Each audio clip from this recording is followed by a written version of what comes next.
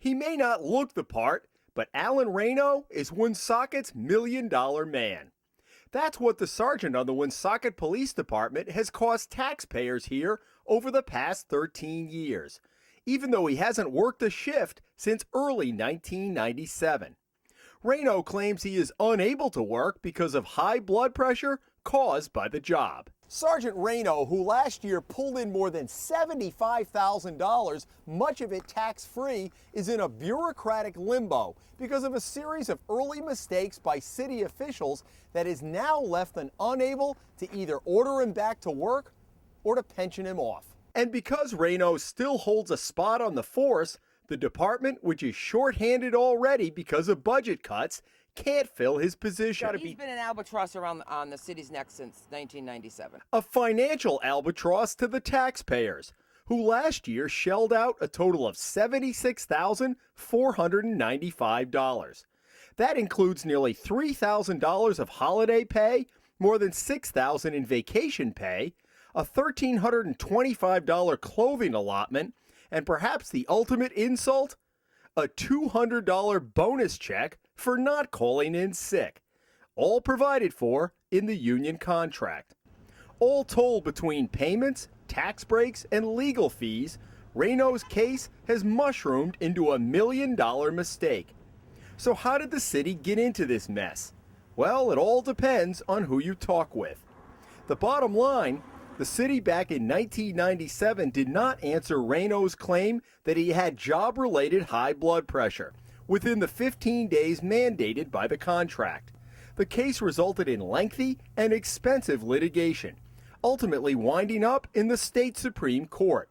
The High Court ultimately ruled that the city's initial misstep meant Reno could continue IOD, injured on duty, indefinitely, with the tax-free income that goes with it. Reno applied to the State Retirement Board for a disability pension a decade ago, but the board denied him repeatedly, saying it didn't believe his high blood pressure was job-related. Woonsocket Mayor Susan Menard blames former Chief Rodney Remblad for dropping the ball, hinting that it was intentional. We have been fighting this from the beginning. Alan Reno was a friend of the former chief. We had videos of him and the former chief doing physical work after the Mr. Reno claimed a disability. You mean together? Yes. You mean the chief and Mr. Reno together? Yes. All right, so you think there was some quid I pro don't quo? know. What do you think? Well, I don't know. But after this interview last week, Menard did not respond to our repeated requests to see the videos.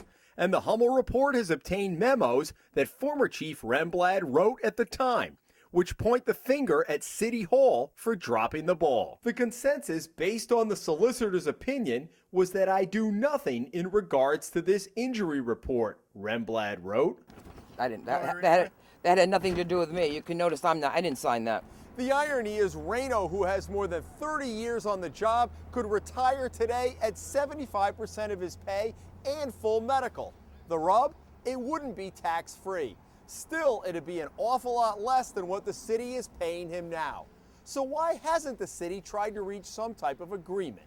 He can go out 75% I know. now. He's got 32 years, and the contract calls for full medical. I know, but what he will lose is his tax-exempt status. So how about the city just make up whatever the difference is I don't think we should make up anything. Yeah, but you'd be paying a lot more right now. I know that, but I don't think the disability is real. I never did. We wanted to know if Reno might be willing to reach a settlement with the city to get him off the payroll and free up a position. So we paid him a visit last week at his home in Blackstone and got this response. Hi, how are you? Jim Hummel, how you doing? Can I talk to you? So taxpayers in this cash-strapped city could be on the hook for many years to come. That's because there is no mandatory retirement age, and Reno, who is in his 50s, could continue to collect the rest of his life. And while there's ample room for disagreement and blame, one thing is clear. This is a ripoff of the city. In Woonsocket, Jim Hummel for the Hummel Report.